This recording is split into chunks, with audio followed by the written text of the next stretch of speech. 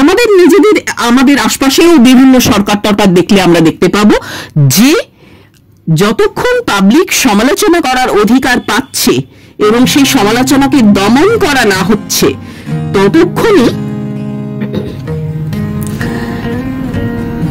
একটা রিপাবলিক, একটা ডেমোক্রেসি, একটা রাষ্ট্র ব্যবস্থা ঠিকঠাক চলতে পারছে।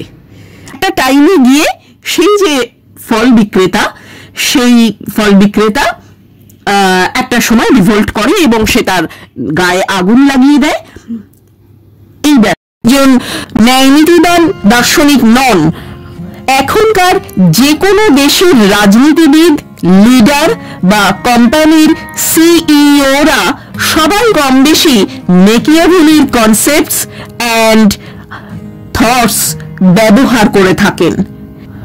আর্ট, কালচার, পলিটিক্স খুব এগোচ্ছিল। ফ্লোরেন্সে বড় বড় আর্ট প্রজেক্টও হচ্ছে, আবার উল্টো দিকে পলিটিক্যাল টার্ময়েলও চলছে। জিয়ার দ্বারা ভীষণভাবে ইনফ্লুয়েন্সড হয়েছিলেন। এই সময় তাকে প্রচন্ড টর্চারের মুখোমুখি হতে হয়েছিল। রেগুলার রিফর্মস খুব জরুরি একটা রিপাবলিককে ঠিকঠাক পরিচালনা করার জন্য। সেইটা থেকে খুব তুরন্ত গতিতে গোটা নাগরিক সমাজের মধ্যে একটা রেভলিউশনের আঁচ ছড়িয়ে পড়ে। সবসময় এক ধরনের কনফ্লিক্ট, এক ধরনের টেনশন হওয়াটাই বাঞ্ছনীয়। সে আর সহ্য করতে না পেরে সে তখন গায়ে আগুন দিল।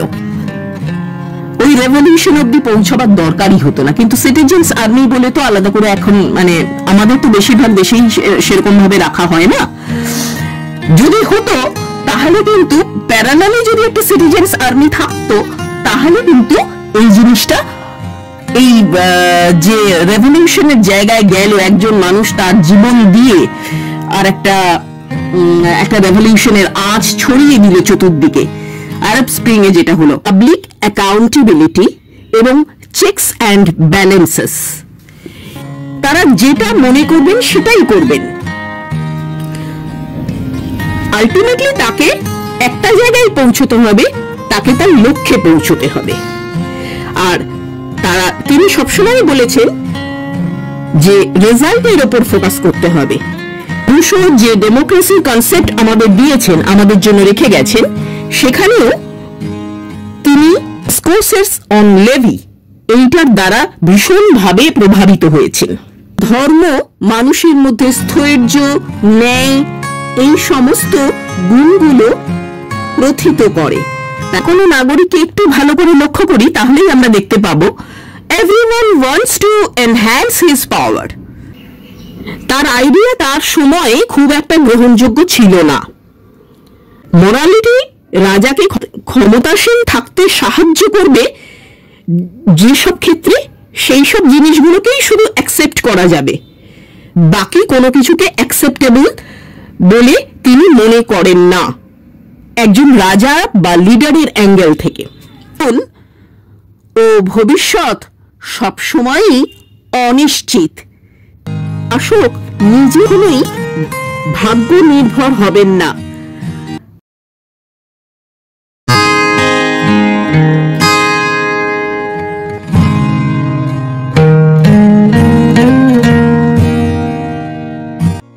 Hello and welcome to genius mindset 3.1। আজকে আপনাদের সামনে যে বইটা নিয়ে আমি আলোচনা করব মূলত দুটো বই নিয়ে। তার মধ্যে প্রথম বইটার নাম হচ্ছে দ্য প্রিন্স আর সেকেন্ড বইটার নাম হচ্ছে দ্য ডিসকোর্সেস অন লেভি। এই দুটো বই নিকোলাস মেকিয়াভেলির লেখা। নিকোলাস মেকিয়াভেলি একজন ইটালিয়ান চিন্তাবিদ বা দার্শনিক ছিলেন। তিনি এমন একজন ব্যক্তি যিনি রাজনীতিকে সম্পূর্ণ আলাদাভাবে পৃথিবীর সামনে তুলে ধরেছেন, শিখিয়েছেন ক্ষমতার আসল উদ্দেশ্য কি, ক্ষমতা কিভাবে রক্ষা করে চলতে হয়। আজ থেকে প্রায় 500 বছর আগে তিনি ইতালিতে জন্মেছিলেন। তার সম্পর্কে এমন একটা ধারণা আছে যে তিনি দেখিয়েছিলেন নাকি ক্ষমতাকে কিভাবে লুকিয়ে রাখা যায়, কিভাবে মানুষকে ম্যানিপুলেট করা যায়। আজ দেখব সত্যি সত্যি মেকিয়াভেলি ঠিক কি বলেছিলেন। কিন্তু তার আগে আমাদের একটু কনটেক্সটটা জেনে নেওয়া প্রয়োজন। মেকিয়াভেলির সময় ইতালি ছোট ছোট অংশে বা রাজ্যে বিভক্ত ছিল। সব জায়গায় সব সময় একটা যুদ্ধ বিগ্রহ লেগে থাকতো, কোনো স্টেবিলিটি ছিল না রাজ্যগুলোর মধ্যে। মেকিয়াভেলি এই সমস্ত কিছু দেখেছিলেন, বুঝেছিলেন যে কাউকে যদি ভালো লিডার হতে হয় বা রাজা হতে হয় তাহলে ভালো মানুষ হলে চলবে না, তাকে প্র্যাকটিক্যাল হতে হবে। কখনো কখনো প্রয়োজনে টাফ সিদ্ধান্ত নিতে হবে, সবার পছন্দ না হলেও কখনো কখনো তাকে টাফ সিদ্ধান্ত নিতে হবে যিনি শাসক হবেন।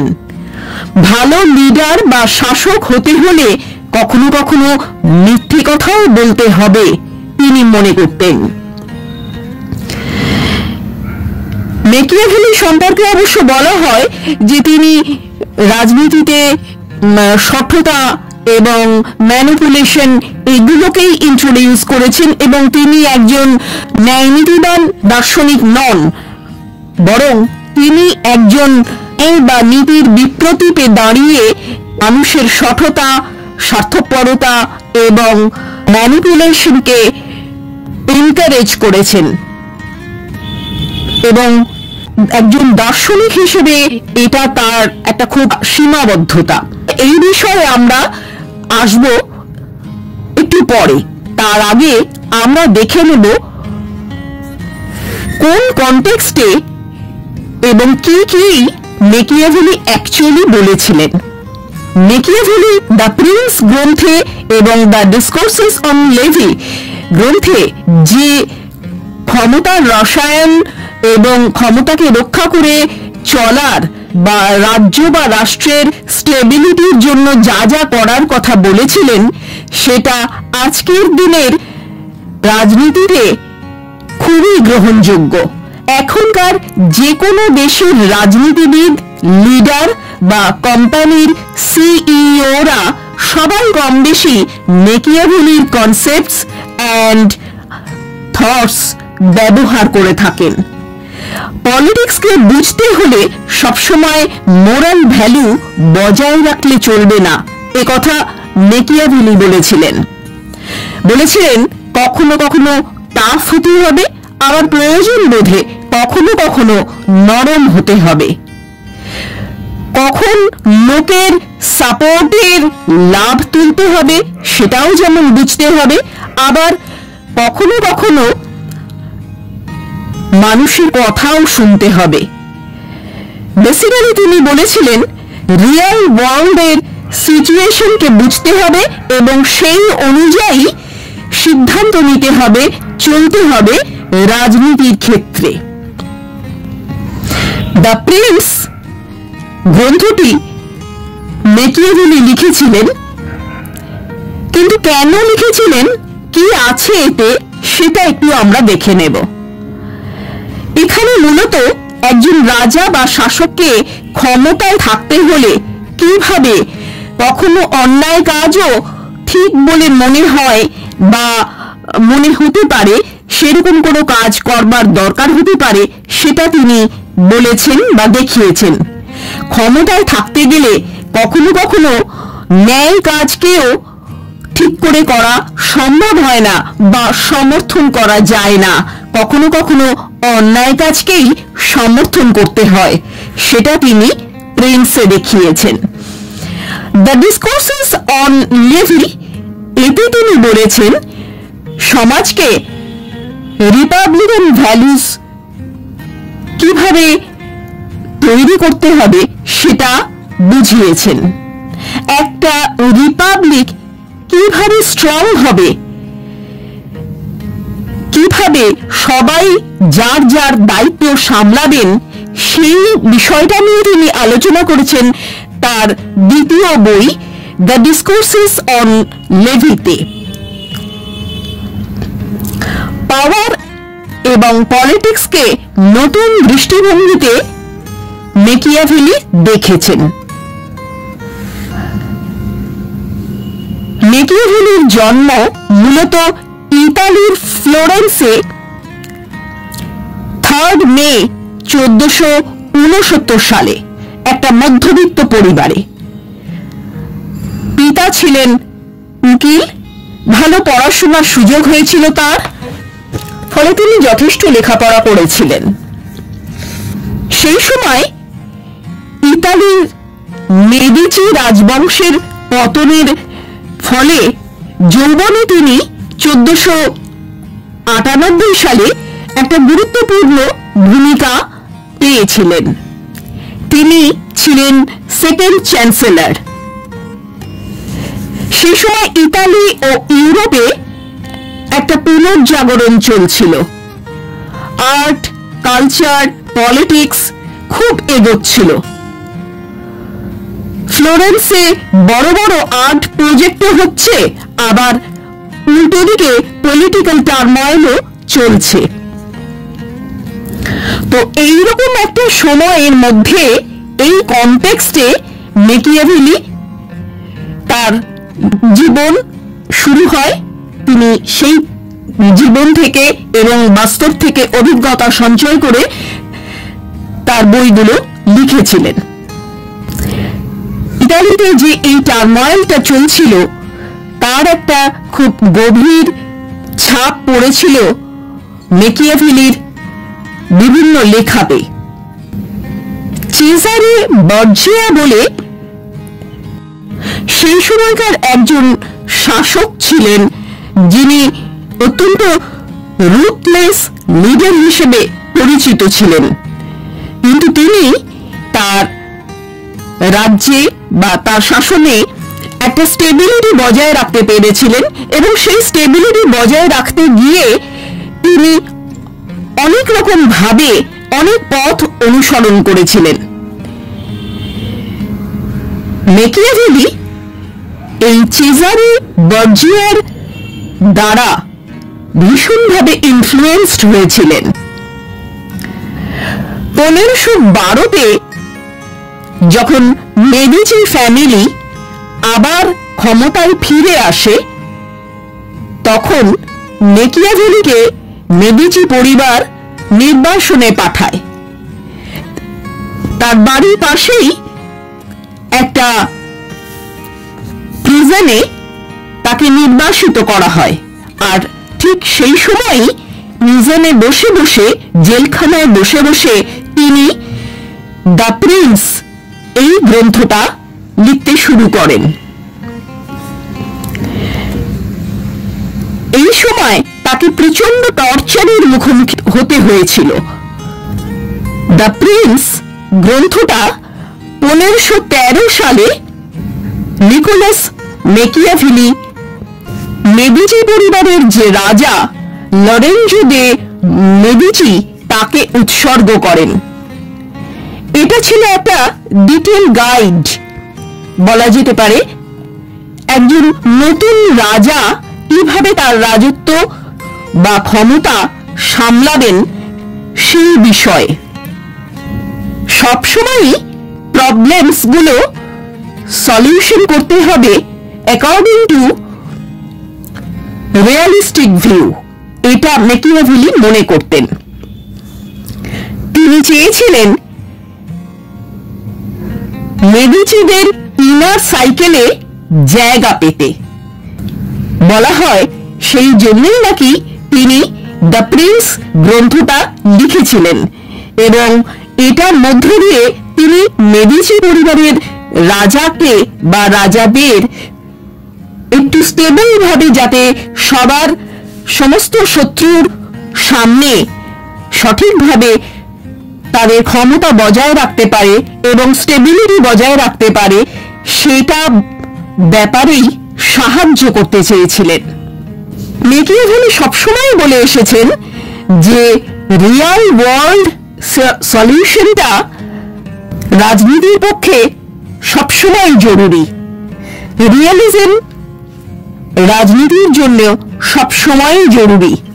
বিদেশি শক্তির আক্রমণ ইতালিতে তিনি দেখেছিলেন, আর সেই জন্যেই তিনি যাতে একটা শক্তিশালী রাজা তৈরি হতে পারে সেই জন্যই যেন অপেক্ষা করছিলেন, এবং সেই জন্যই একটা ভালো রাজা হতে গেলে একটা স্টেবল রাজত্ব রেখে যেতে হলে, স্টেবিলিটি বজায় রাখতে গেলে কি কি গুণ থাকা দরকার, কোন কোন ভাবে কোন কোন দিকে নজর দিতে হবে, সেই রকম একটা গাইডেন্স তিনি তার প্রিন্স বইতে লিখেছেন। তিনি বলেছেন কখনো টাফ হতে হবে, আবার কখনো সফট হতে হবে। ক্ষমতা সবসময়ই ভালো বা খারাপ এরকম কোনো কিছুর মধ্যে না গিয়ে একটা গ্রে এরিয়ার মধ্যে থাকাটাই ক্ষমতাবান মানুষের পক্ষে বা ক্ষমতাকে বজায় রাখার পক্ষে যথেষ্ট উচিত বলে তিনি মনে করতেন। এবং ক্ষমতাকে বজায় রাখতে গেলে আইডিয়ালিস্টিক ভিউ একেবারেই কাম্য নয় বলেও তিনি পরিষ্কার করে জানিয়েছেন। এক্ষেত্রে তিনি রিয়ালিজমের ওপরেই ভরসা রেখেছেন। তার সময় ইতালি ছোট ছোট রাজ্যে বিভক্ত ছিল, বিদেশি শক্তি আগ্রাসনও ছিল সেই সময় ইতালিতে। মেকিয়াভেলি মূলত লিডার বা রাজা বা ক্ষমতায় যিনি থাকবেন সেই শাসকের দুই রকম গুণের কথা উল্লেখ করেছেন। প্রথমটা হলো ভার্চু এবং দ্বিতীয়টা হলো চান্স। তার মতে একজন লিডারের সঠিক ডিসিশন নেওয়াটাই জরুরি। ভার্চুকে ইউজ করে একজন রাজার উচিত ক্ষমতাকে নিজের কন্ট্রোলে নেওয়া। তিনি মূলত রাজ্য শাসন বা শাসকের মরালিটির উপরে খুব একটা জোর দেননি, রাদার তিনি প্র্যাগম্যাটিজমের উপরে জোর দিয়েছেন তার দ্য প্রিন্স গ্রন্থে। তিনি বলেছেন ক্ষমতাকে বজায় রাখতে গেলে সবসময় একটা প্র্যাকটিক্যাল সলিউশন খুঁজতে হবে। কখনো কখনো নির্দয়, আবার কখনো কখনো সদয় হতে হবে ক্ষমতা বা রাজ্যকে নিজের কন্ট্রোলে নিয়ে আসার জন্যে। তার বিখ্যাত উক্তি এন্ডস জাস্টিফাই দ্য মিনস, এই কনসেপ্টটা মূলত এটাই বলে যে যদি গোলটা সঠিক হয় তাহলে তার পরবর্তী ফলাফলটাও যথেষ্টই ঠিকঠাক ভাবে পাওয়া যাবে। আর তিনি বলেন রিয়েল ওয়ার্ল্ডে মরাল ব্যাপারটাকে, মরালিটিকে একটু দূরে সরিয়ে রাখতে হবে। পলিটিক্সে সার্ভাইভ করাটাই আসল কথা, আর সার্ভাইভ করার জন্য যা কিছু করা দরকার মনে হবে সেটাই একজন শাসকের করা উচিত হবে। এবং এই ক্ষেত্রে মোরালিটিকে পাশে সরিয়ে রাখাটাই বুদ্ধিমানের কাজ, এবং সেটাই একমাত্র উচিত কাজ হবে বলে তিনি মনে করেন। তিনি মনে করতেন যে একজন রাজা বা একজন শাসক সবসময়ই ভয়ের মধ্যে দিয়ে প্রজাদের শাসন করবে, কেননা ভালোবাসার মধ্যে দিয়ে যদি শাসন করা হয় তাহলে সেটা অত্যন্ত দুর্বল জায়গায় যেতে পারে এবং যাবে, সেটাই দেখা গেছে ইতিহাসে। কিন্তু যদি ভয় দ্বারা শাসন করা হয় তাহলে খুব সহজেই শাসক প্রজাদের বা শাসিতদের নিজেদের কন্ট্রোলে রাখতে পারবে এবং এর ফলাফল হিসেবে একটা রাজ্যে বা রাষ্ট্রে স্টেবিলিটি বজায় থাকবে। তাই ভয় একটা খুব গুরুত্বপূর্ণ ফ্যাক্টর, যেটার সাহায্যে একজন লিডার বা একজন রাজা বা একজন ক্ষমতাসীন ব্যক্তি খুব সহজেই সফলতা পেতে পারে। তবে সেটা ভয়টাকে কখনোই এমন পর্যায়ে অবধি নিয়ে যাওয়া যাবে না যাতে কিনা মানুষের মধ্যে ঘৃণার উদ্রেক হয়।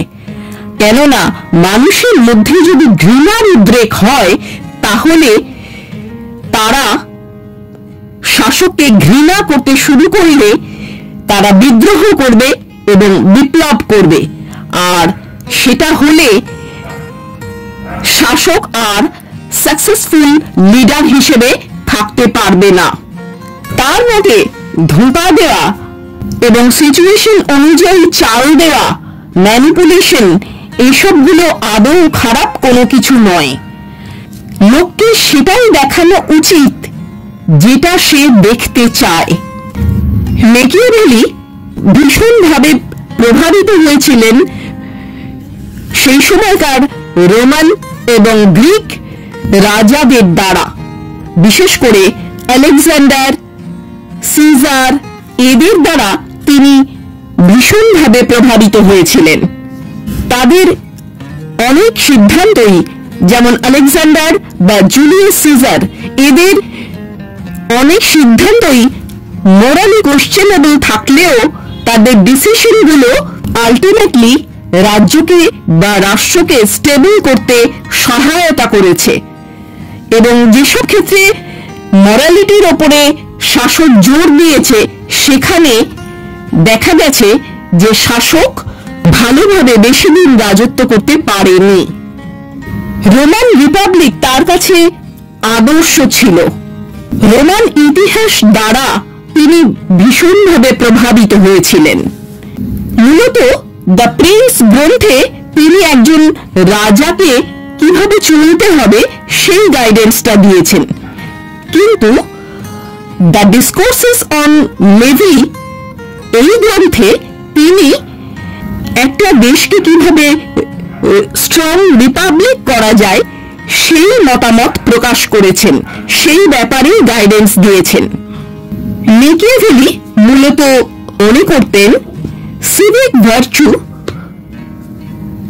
যেটা নাগরিকদের অবশ্যই থাকা উচিত, সেটাই একমাত্র রাজ্যকে বা রাষ্ট্রকে স্টেবিলিটি দিতে পারে। ডিসেন্ট্রালাইজেশন অফ পাওয়ার, অর্থাৎ ক্ষমতার ডিসেন্ট্রালাইজেশনটাই অ্যাকচুয়ালি ভীষণভাবে জরুরি রাজ্য বা রাষ্ট্রকে বাঁচানোর জন্য। দ্য প্রিন্স এবং দ্য ডিসকোর্সেস অন লেভি এই দুটোতে তিনি দুই রকমের আইডিয়া দিয়েছেন। দুটোর লক্ষ্য সম্পূর্ণ আলাদা, দুই রকমের। তিনি খুব গভীরভাবে রোমান রিপাবলিকান স্ট্রাকচারকে স্টাডি করেছিলেন, আর তার ভিত্তিতেই তিনি এই দুটো গ্রন্থ লিখেছিলেন। তার মতে একজন রাজাকে বা শাসককে প্র্যাগম্যাটিক হতে হবে। একজন সিঙ্গেল লিডার তিনি সবসময় প্র্যাগম্যাটিক হবেন। যেসব ক্ষেত্রে রিপাবলিক হবে, অর্থাৎ দ্য ডিসকোর্সেস অন লিভি গ্রন্থে তিনি যে রিপাবলিকান রাষ্ট্রের কনসেপ্টটা দিয়েছেন, সেখানে ডেমোক্রেটিক হতে গেলে সেটাকে বেশ কতগুলো বিষয়ের ওপরে নির্ভরশীল হতে হবে। তিনি দেখেছিলেন তার সময় রোমান রিপাবলিক কয়েকশো বছর ধরে চলেছিল। এর একটাই কারণ, সেখানে পাওয়ার বা ক্ষমতা সেন্ট্রালাইজড ছিল, ক্ষমতার কেন্দ্রীকরণ হয়েছিল।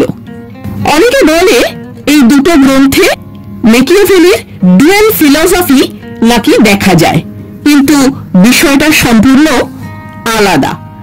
রোমান রিপাবলিক দ্বারা ইনফ্লুয়েন্স হয়েছিলেন তিনি ভীষণভাবে, সেই জন্যই তিনি দ্য ডিসকোর্সেস অন লেভি এই গ্রন্থটা লিখেছিলেন। শুরুর দিকে বিভিন্ন রাজা বা শাসকদের মধ্যে নানান রকম কনফ্লিক্ট দেখা যেত, কিন্তু সেগুলো পেরিয়ে যখন তারা একটা রিপাবলিকান স্টেজে এসে পৌঁছয় তখন সেটা অনেক বেশি স্টেবল হয়। আর এই স্টেবিলিটির পেছনে একটা খুব গুরুত্বপূর্ণ ভূমিকা পালন করেছে, সেটা হচ্ছে চেকস অ্যান্ড ব্যালেন্সেস। এই চেকস অ্যান্ড ব্যালেন্সেস ভীষণ ইম্পর্টেন্ট একটা রিপাবলিকের স্থায়িত্বের জন্য। ক্ষমতার ভারসাম্য বজায় রাখা একটা খুব গুরুত্বপূর্ণ ফ্যাক্টর রিপাবলিকের ক্ষেত্রে, আর ক্ষমতাকে সবসময় একটা ব্যালেন্স করে চলা উচিত যে কোনো রিপাবলিকে। সেই জন্য ক্ষমতার বিকেন্দ্রীকরণ দরকার। মেকিয়াভেলি মনে করতেন যে একটা রিপাবলিক তখনই করাপশনের দিকে যেতে পারে যখন সেখানকার নাগরিকরা তাদের কর্তব্য ভুলে রিপাবলিকের সিভিক ভার্চুকে রাখার জন্য মাঝে মাঝে রিফরমেশন জরুরি। মেকিয়াভেলির মতে ইন্টারনাল কনফ্লিক্ট একটা রিপাবলিককে শক্তিশালী করে গড়ে তোলে। গরিব ও বড়লোকের মধ্যে যে কনফ্লিক্ট, সেটা যেমন রিপাবলিককে একটা ব্যালেন্স তৈরি করতে সাহায্য করে, সেরকম ভাবে সিস্টেমেও একটা ভারসাম্য বজায় রাখে। আর স্বৈরশাসন থেকে বাঁচাতে ক্ষমতার বিকেন্দ্রীকরণ জরুরি। পাবলিক অ্যাকাউন্টেবিলিটি ভীষণভাবে জরুরি। একটা স্ট্রং ল অ্যান্ড অর্ডার এবং ইনস্টিটিউশন একটা রিপাবলিককে স্বৈরাচার বা টায়ারানির হাত থেকে বাঁচাতে পারে। এক ধরনের পাওয়ার ব্যালেন্স বা ক্ষমতার ভারসাম্যই একমাত্র গণতন্ত্র বা রিপাবলিককে বজায় রাখতে সহায়তা করতে পারে। অ্যাকর্ডিং টু মেকিয়াভেলির মতে রেগুলার রিফর্মস খুব জরুরি একটা রিপাবলিককে ঠিকঠাক পরিচালনা করার জন্য, এবং সেখানে সিভিক রেসপন্সিবিলিটি ভীষণভাবে জরুরি। সিভিক ভার্চুর অভাব বা সিভিক রেসপন্সিবিলিটির অভাবই একটা রিপাবলিকের মধ্যে কনফ্লিক্ট তৈরি করতে পারে, তাকে ভঙ্গুর করে তুলতে পারে। একটা স্ট্রং রিপাবলিকের মধ্যে সিভিক ভার্চুর অভাব এবং রিচ অ্যান্ড পুর, গরিব এবং বড়লোকের মধ্যে একটা কনফ্লিক্ট, টেনশন, এই জিনিসগুলো থাকা দরকার। এই জিনিসগুলোই একটা রিপাবলিককে স্ট্রং রিপাবলিকে পরিণত করবে বলেন মেকিয়াভেলি মনে করতেন। আর একটা জিনিস যেটা, সেটা হলো জনগণের দায়িত্ব, কর্তব্য, পিপলস ডিউটি, এইটা যখনই নেগলেক্টেড হবে তখনই একটা রিপাবলিক বা তার স্ট্রাকচার, তার ফরমেশনটা ডিস্টার্বড হবে, অর্থাৎ রিপাবলিকটা আর সঠিকভাবে চলবে না। এটা মেকিয়াভেলি মনে করতেন। পিপলস ডিউটি বলতে কি বলতে চেয়েছেন তিনি? পিপলস ডিউটি বলতে তিনি মূলত বলতে চেয়েছেন সচেতনতা, নাগরিকদের সচেতনতা, ঐক্যবদ্ধতা। আরেকটা জিনিসের উপর তিনি ভীষণভাবে জোর দিয়েছেন, সেটা হচ্ছে citizens army. Citizens army is very much needed. এই কনটেক্সট থেকে আমরা বলতে পারি যে এই যে সচেতনতা, ঐক্যবদ্ধতা পিপলস ডিউটি, নাগরিকের কর্তব্য।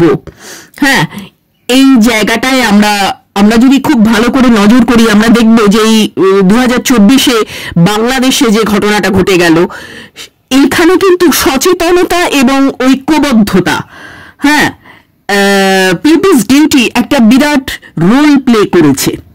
তা না হলে 2024-এ বাংলাদেশে যে ঘটনাটা ঘটে গেল, বাংলাদেশের সরকারের পতনের জন্যে, সেই সরকারকে ফেলে দেওয়ার জন্যে নাগরিকদের যে এই সচেতনতা, ঐক্যবদ্ধতাই মেনলি কাজ করেছে। তা না হলে এই মুভমেন্টটা হতেই পারত না বাংলাদেশে, তাই নয় কি? এটা হচ্ছে ফ্যাক্টর। আরেকটা হচ্ছে পাওয়ার সেন্ট্রালাইজেশনটা যখন ধনীদের হাতে বা গরিবদের হাতে, যে কোনো এক পক্ষের হাতে, সেটা যে কোনো পক্ষই হতে পারে, এই পাওয়ার যদি সেন্ট্রালাইজড হয়ে যায় কোনো এক পক্ষের হাতে, সেটাও খুব ক্ষতিকারক একটা রিপাবলিকের ঠিকঠাক ভাবে চলার পক্ষে। তাই সবসময় এক ধরনের কনফ্লিক্ট, এক ধরনের টেনশন হওয়াটাই বাঞ্ছনীয় রিপাবলিকের সঠিকভাবে এগোনোর জন্যে, এটা মেকিয়াভেলি মনে করতেন। যতক্ষণ টেনশন থাকবে, যতক্ষণ কনফ্লিক্ট থাকবে, ততক্ষণ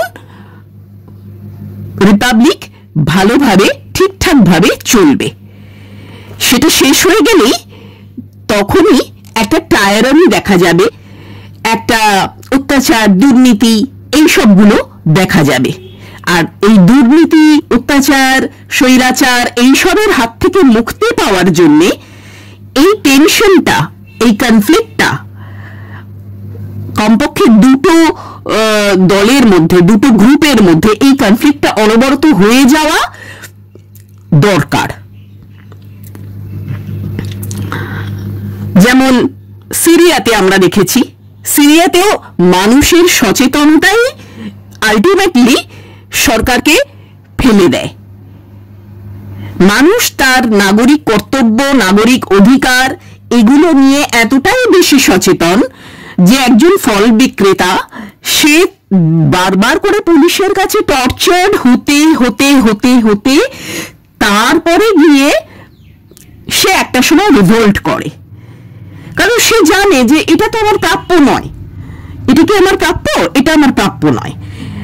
তা এটা আমি তো স্বাধীনভাবে আমি সরকারকে যে সমস্ত ট্যাক্স দেবার বা আমার যেখানে যা যা কর্তব্য সেগুলো তো করছি, করার পরে আমি যদি রাস্তায় ফল বিক্রি করে বেরোই, তারপরেও আমি পুলিশকে টাকা দিয়েছি, এবং পুলিশকে টাকা দিয়ে দেওয়ার পরেও তারপরেও পুলিশ আরো বেশি করে দাবি করছে। একটা টাইমে গিয়ে সেই যে ফল বিক্রেতা, সেই ফল বিক্রেতা একটা সময় রিভোল্ট করে এবং সে তার গায়ে আগুন লাগিয়ে দেয়। এই ব্যাপারটা ঘটে এবং সেইটা থেকে খুব তুরন্ত গতিতে গোটা নাগরিক সমাজের মধ্যে একটা রেভলিউশনের আঁচ ছড়িয়ে পড়ে এবং খুব দ্রুত সেই রেভলিউশন চতুর্দিকে ছড়িয়ে পড়ার ফলে সেখানকার সরকারকে মাটিতে নামিয়ে তাকে ক্ষমতাচ্যুত করতে বাধ্য করা হয়। বাশার আল আসাদ এই ব্যক্তিকে, একে প্রেসিডেন্টকে ক্ষমতাচ্যুত করা হয়। এটা কিন্তু হয়েছে ওই নাগরিক সচেতনতা এবং নাগরিক ঐক্যবদ্ধতার কারণে। আর মেকিয়াভেলি একটা জিনিস খুব মনে করতেন যে মানুষের এই একটা, তিনি মূলত তার সময় দাঁড়িয়ে মনে করতেন যে সিটিজেনদের একটা আর্মি থাকবে। হ্যাঁ, এমনি যদি আর্মি থাকে তাহলে যেটা হবে সেটা হচ্ছে সিটিজেনরা যখন দরকার পড়বে তখন সেই আর্মি সিটিজেনদের দমন করতে পারবে, কিন্তু সিটিজেনদের নিজেদের যদি আর্মি থাকে তাহলে সিটিজেনদের ক্ষমতাও অনেকখানি থাকবে। তো মেকিয়াভেলি মধ্যযুগের শেষের দিকে যখন তিনি তার বক্তব্য আমাদের কাছে তুলে ধরছেন, সেই সময় কিন্তু তিনি এটা ভেবেছিলেন যে সিটিজেনদের নিজেদের একটা আর্মি থাকবে, সিটিজেনরা তাদের সিটিজেন্স আর্মি নিয়ে অনেকটা বেশি ক্ষমতা নিজেদের হাতে রাখতে পারবে। ইনফ্যাক্ট সেটাই হয়, যেসব জায়গায় দেখা যায় পৃথিবীর বিভিন্ন দেশে বিভিন্ন সময় বিভিন্ন কালে দেখা গেছে যে শাসক তার নিজের যে আর্মি থাকে সেই আর্মি দিয়ে জনগণকে দমন করে। হ্যাঁ, কিন্তু সিটিজেন, যেসব ক্ষেত্রে সিটিজেনের আর্মি থাকে বা থাকা সম্ভব, হয়তো নেই, হয়তো ছিল না, কিন্তু যদি থাকতো তাহলে সিটিজেন কিন্তু সেই দমন পীড়নের এগেইনস্টে আরো কিছু করতে পারত। তো এরকমটা দেখা গেছে। সেই জন্য মেকিয়াভেলি সবসময় মনে করতেন যে citizens army is very much needed. আর জনগণ যতক্ষণ সমালোচনা করতে পারবে ততক্ষণই ক্ষমতা কেন্দ্রীভূত হতে পারবে না। অর্থাৎ জনগণের সমালোচনা করার অধিকার অবশ্যই থাকতে হবে।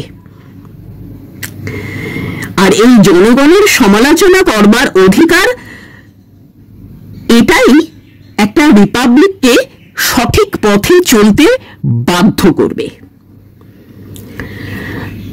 বলাই বাহুল্য, বাংলাদেশের ক্ষেত্রে, সিরিয়ার ক্ষেত্রে এই জিনিসটাই আমরা দেখছি, বা পরবর্তীকালে ইরান বা যে কোনো দেশ, যে কোনো পৃথিবীর যে কোনো দেশ, আমেরিকা, যে কোনো দেশের ক্ষেত্রেই আমরা দেখছি, বা আমাদের নিজেদের, আমাদের আশপাশেও বিভিন্ন সরকার টরকার দেখলে আমরা দেখতে পাবো যে যতক্ষণ পাবলিক সমালোচনা করার অধিকার পাচ্ছে এবং সেই সমালোচনাকে দমন করা না হচ্ছে, ততক্ষণই একটা রিপাবলিক, একটা ডেমোক্রেসি, একটা রাষ্ট্র ব্যবস্থা ঠিকঠাক চলতে পারছে। আর এটাকে দমন করা গেলে তখন যেটা প্রতিষ্ঠিত হচ্ছে সেটা হচ্ছে স্বৈরাচার, টাইরানি, অটোক্রেসি। আমরা আমাদের আশপাশের শাসকদের দেখলে আমরা বিভিন্ন, আমাদের দেশে, আমাদের গোটা পৃথিবী জুড়ে বিভিন্ন শাসককে, কেন্দ্রে, রাজ্যে, আমরা যদি খুব ভালো করে এগুলো নজর করি তাহলেই আমরা বুঝতে পারবো যে এটা কতখানি ইম্পর্ট্যান্ট।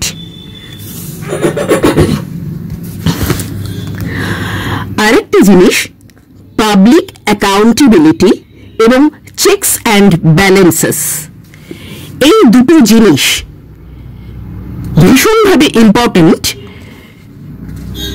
একটা রিপাবলিককে সঠিক পথে পরিচালিত করার জন্য। আমরা বাংলাদেশেও 2024-এ হাসিনা সরকারকে কেন্দ্র করে যে ঘটনা দেখলাম, সেটাতেও ওই জিনিসটাই দেখতে পারবো। আরব স্প্রিং হয়েছিল, আরব স্প্রিং যেটা আরব বসন্ত যা হয়েছিল, যে কটা দেশকে মিলে হয়েছিল, সেখানে ওই জিনিসটা, হ্যাঁ, এই ফ্যাক্টরগুলো এই প্রত্যেকটা ক্ষেত্রেই কিন্তু ভীষণভাবে কাজ করেছে। আর যেসব ক্ষেত্রে পাওয়ার অ্যাকুমুলেশন হয়েছে সেই সব ক্ষেত্রেই স্বৈরাচার বা টাইরানি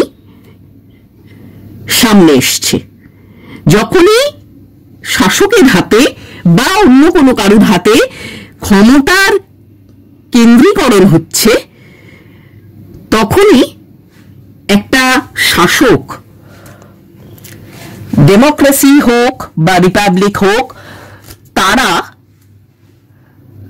তার ডেমোক্রেট চরিত্রটাকে বাদ দিয়ে তারা কি করছে, স্বৈরাচারী আচরণ করছে।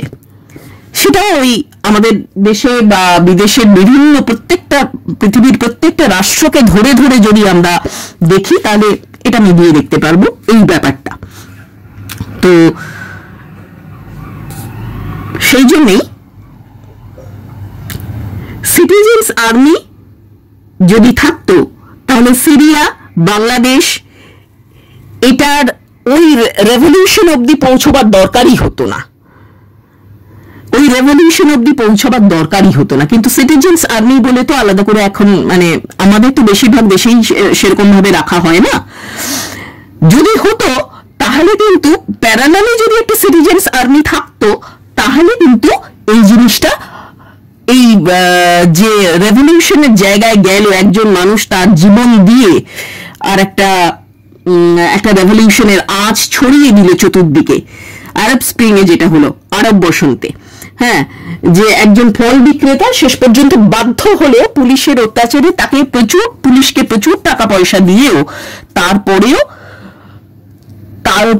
তার থেকে আরো জিনিসপত্র চাইছে, আরো ডিমান্ড করছে পুলিশ, তখন সে আর সহ্য করতে না পেরে সে তখন গায়ে আগুন দিল এবং সেইটা মানুষের কাছে চতুর্দিকে ছড়িয়ে পড়ল, কারণ অন্য মানুষের মধ্যেও তো সেই জিনিসটাই রয়েছে। আবার রাজাদের ক্ষেত্রে আমরা দেখেছি, যে রাজতন্ত্রের ক্ষেত্রেও আমরা দেখেছি, সেখানেও ওই একই ব্যাপার,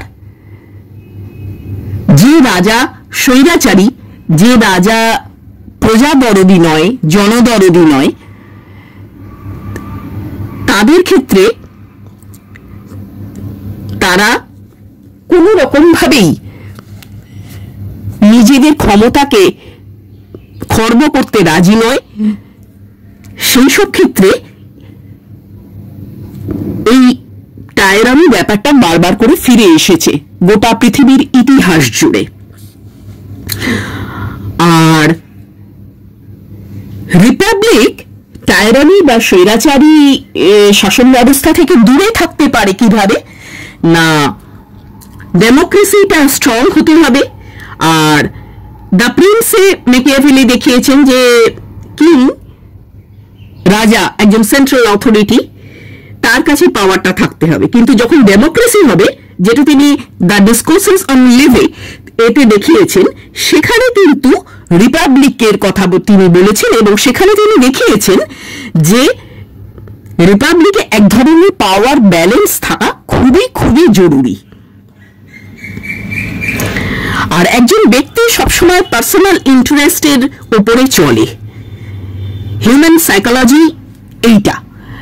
তো সেই জন্যে একজন ব্যক্তি যখন সবসময় পার্সোনাল ইন্টারেস্টে চলে, কিন্তু লিডারের ক্ষেত্রে কিন্তু এই জিনিসটা অন্যরকম। Leader should know that human is power hungry and selfish. একজন লিডারকে জানতে হবে যে হিউম্যান বিইং মানে বেসিক্যালি একজন একটা পাওয়ার হাংরি, মানে ক্ষমতা প্রিয় একটা স্বার্থপর একটা জীব। সে সবসময় যে কোনো ভাবে, যে কোনো উপায়ে তার ক্ষমতা কিভাবে বাড়ানো যায়, কিভাবে এনহ্যান্স করা যায় এবং কি করে তার নিজের আখেরটা গোছাতে হয়, এটা করে। হ্যাঁ, তো সেই জন্যে সেটাকে কন্ট্রোলে রাখার জন্য সিভিক রেসপন্সিবিলিটির কথা মেকিয়াভেলি বলেছেন। একজন মানুষ সবসময়ই ক্ষমতা লিপ্সু। আমরা যদি দেশের যে কোনো নাগরিককে একটু ভালো করে লক্ষ্য করি তাহলেই আমরা দেখতে পাবো everyone wants to enhance his পাওয়ার। যে কোনো কেউ, যে কোনো ব্যক্তি, সে ডাক্তার হোক, নার্স হোক, ওয়ার্ড বয় হোক, অফিস ইউনিয়নের কেউ একজন হোক, সবাই ক্ষমতা শো করে। দেখো আমার কিন্তু এটা, তুমি যদি এটা করো আমার এটা আছে, তুমি যদি এটা করো আমার এটা আছে, আমি কিন্তু এটা পারি। এই যে ক্ষমতা, আমার অলওয়েজ ক্ষমতা আছে, আমি অক্ষম নই, এই জিনিসটা হিউম্যান বিইং এর একটা নেচার, বেসিক নেচার হচ্ছে হিউম্যান বিইং এর এই জিনিসটা। আর মেকিয়াভেলি বলেছেন যে সকলে অনেস্ট নয়, বাই নেচার হিউম্যান বিইং হচ্ছে সেলফিশ। আর প্র্যাগম্যাটিক অ্যাপ্রোচই একমাত্র একজন লিডারকে সাকসেসফুল হতে সাহায্য করতে পারে। আমরা আমাদের চারপাশের যে কোনো শাসকের দিকে তাকালেই বুঝতে পারবো এটা। আমাদের দেশে হোক, বিদেশে হোক, পৃথিবীর যে কোনো রাষ্ট্রের শাসকের দিকে তাকালেই এটা আমরা বুঝতে পারবো। নেতানিয়াহু অলওয়েজ পাওয়ার হাংরি, ভীষণভাবে পাওয়ার হাংরি। মানে এতটাই পাওয়ার হাংরি যে তার দিক বিদিক জ্ঞান শূন্য, তার কোনো কোথাও কোনো নেই। ট্রাম্পও তাই পাওয়ার হাংরি। যে কোনো মানে কখন একজন শাসক পাওয়ার মানে তার হয়ে বেশিটা খুবই বলা মুশকিল। আবার শুধু শাসক নয়, সাধারণ যে জনগণ তারাও কিন্তু অলওয়েজ পাওয়ার হাংরি। আমার এটা আছে, আমি এটা করতে পারি, যেমনি আমি একটু সুযোগ পেলাম একে ল্যাং মেরে ফেলে দিলাম, ওকে এই করলাম, এই ব্যাপারগুলো অলওয়েজ আছে। মেকিয়াভেলির একটা সবচেয়ে গুরুত্বপূর্ণ ব্যাপার হচ্ছে মেকিয়াভেলি তার পলিটিক্যাল ফিলোসফি দিয়ে অনেক দার্শনিককে প্রভাবিত করেছেন। হবসকে প্রভাবিত করেছেন, রুশোকে প্রভাবিত করেছেন, নিটশেকে প্রভাবিত করেছেন।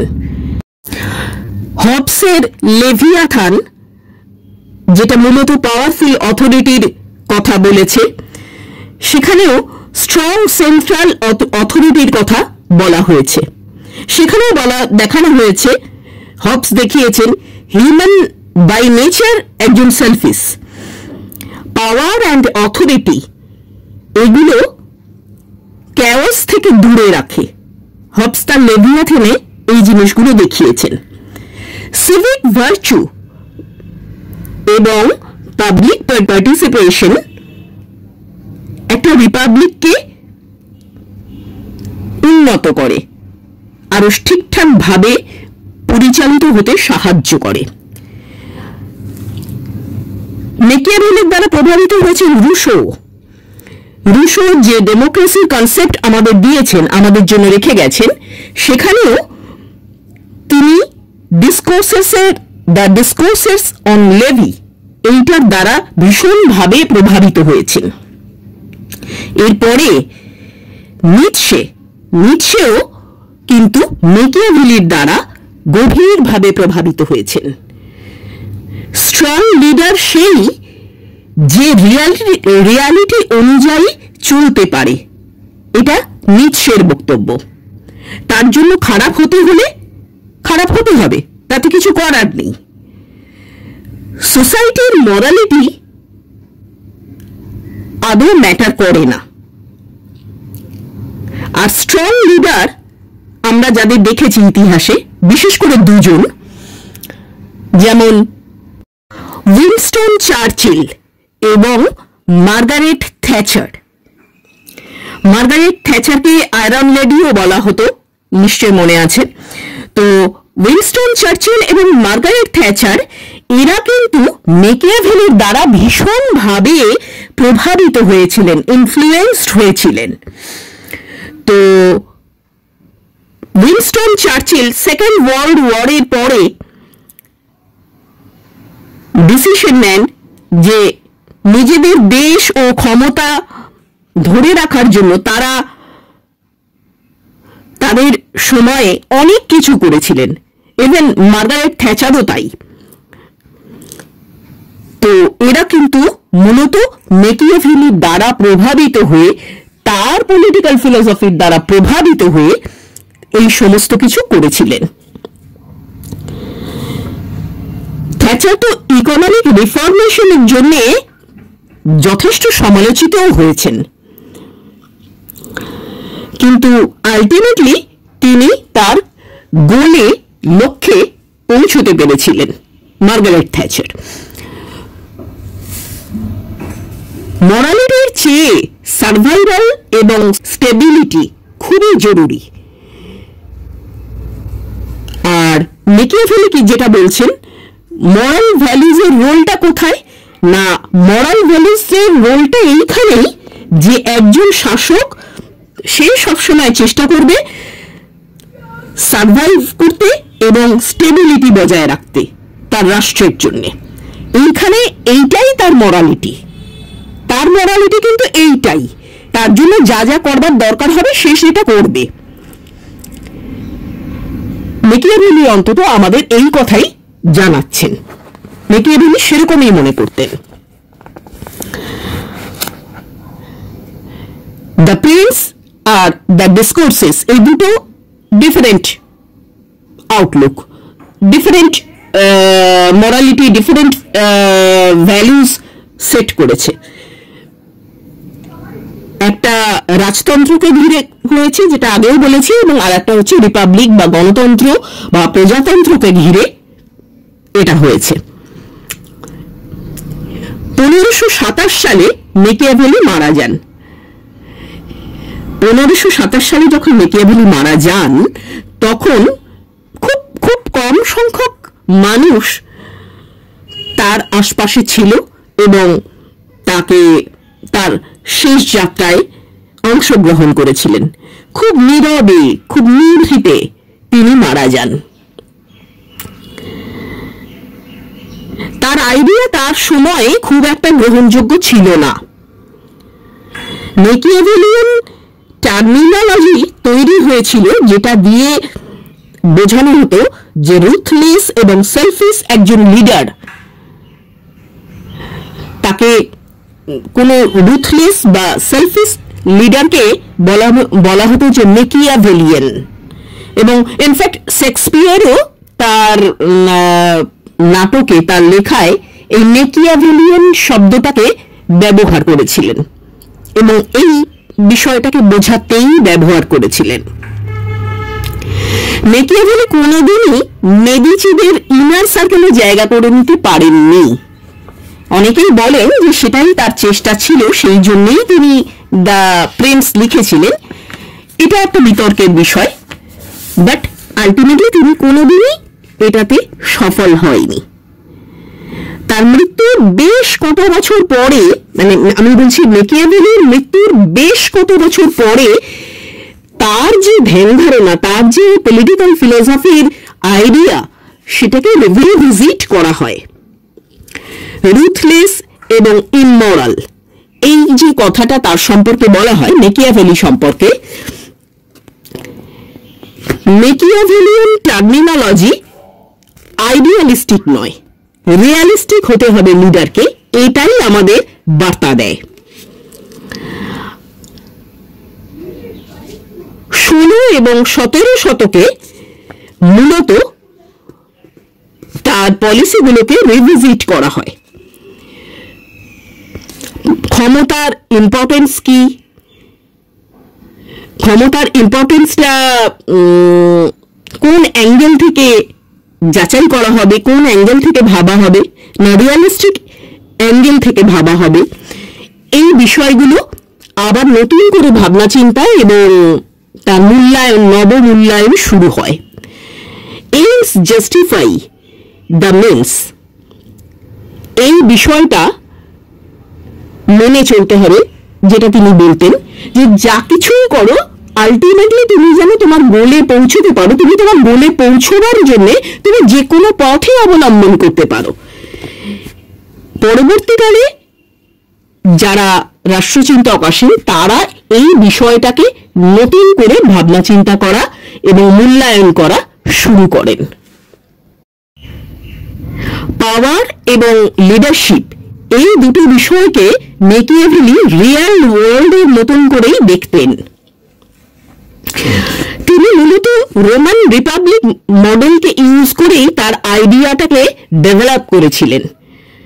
রোমান রিপাবলিক মডেলই তাকে তার আইডিয়া ডেভেলপে সাহায্য করেছিল। আর practical use of power,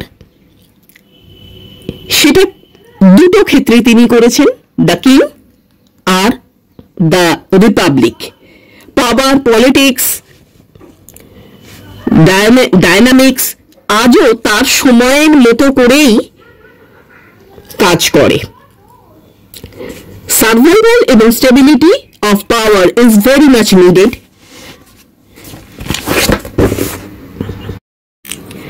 Plato, Aristotle, এরকম বিভিন্ন দার্শনিক পলিটিক্যাল ফিলোসফিতে রাজ্য কি, রাষ্ট্র কি, রাষ্ট্র কাকে বলে, এই জিনিসটা নিয়ে আলোচনা করেছেন।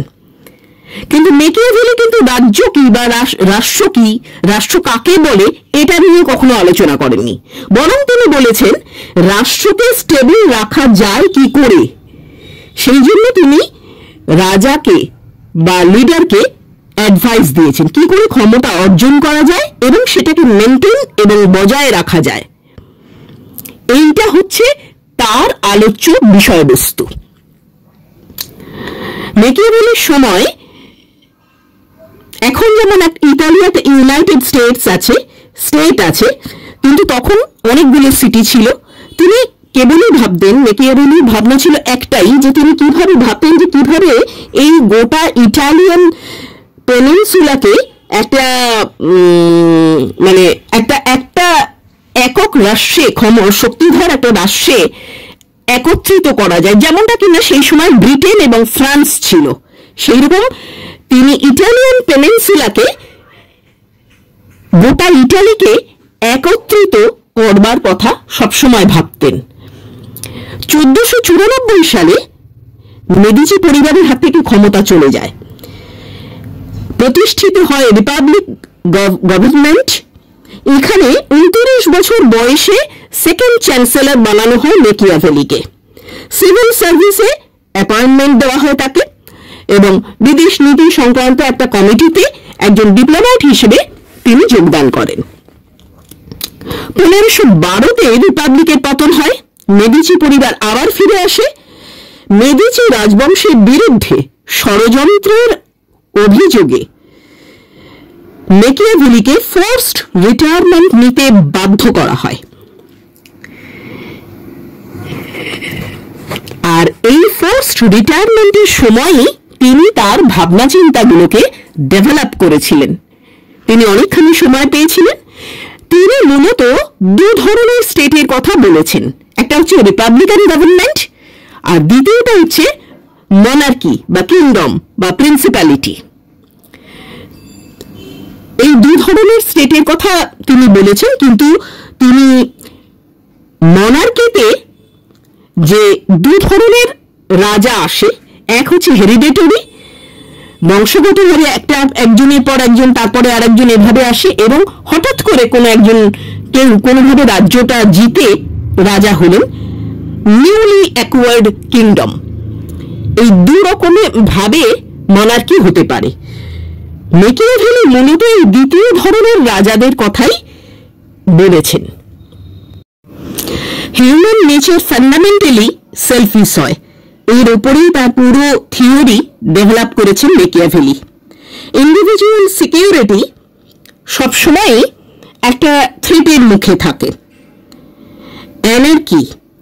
অ্যানার্কিটা মূলত ল অ্যান্ড অর্ডার মেনটেন করার জন্য অটোক্র্যাট হবে, কিন্তু ডেমোক্রেটিকও হবে। মেকিয়াভেলির মতে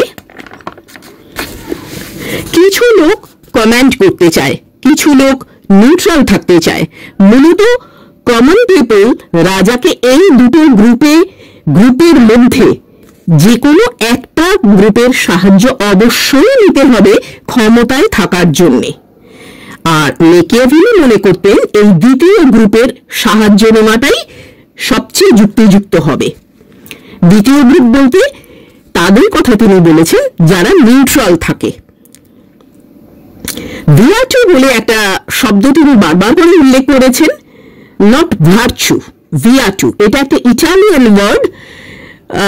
actually basically there is no English word. ভিয়াটু শব্দটাকে বলা যেতে পারে ম্যানলিনেস বা পৌরুষ। তো এই জিনিসটা একজন লিডারের মধ্যে থাকতে হবে। মূলত 90 টাকার বইতে তিনি অন্তত 60 বার এই ভিয়াটু শব্দটা উল্লেখ করেছেন।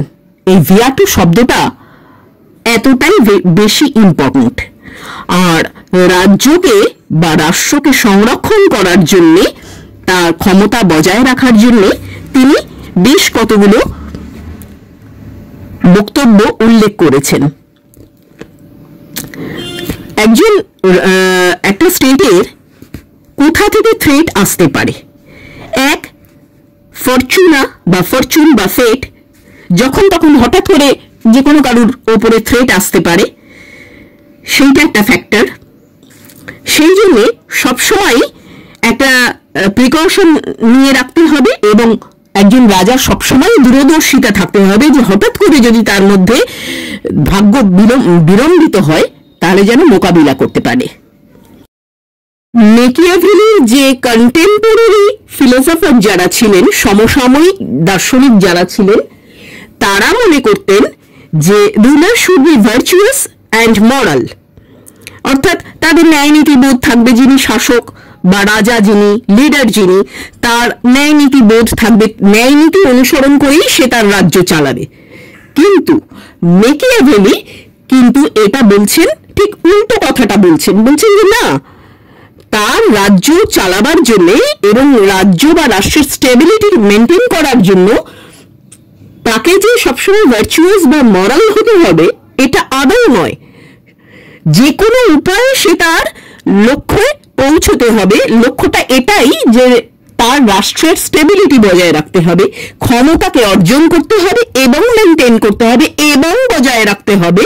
এবং এর জন্য তিনি একজন রাজা বা লিডার বা জনগণের যে জননায়ক, তারা যেটা মনে করবেন সেটাই করবেন। আলটিমেটলি তাকে একটা জায়গায় পৌঁছতে হবে, তাকে তার লক্ষ্যে পৌঁছতে হবে। আর তিনি সবসময় বলেছেন যে রেজাল্টের ওপর ফোকাস করতে হবে।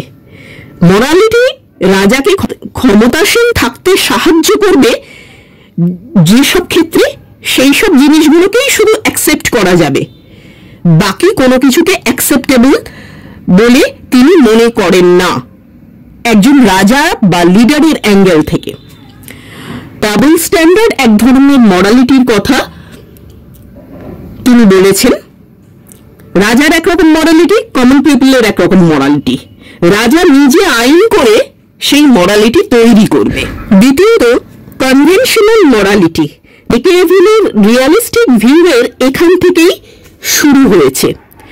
মরালিটি মূলত আসে রিলিজিয়ান বা ধর্ম থেকে।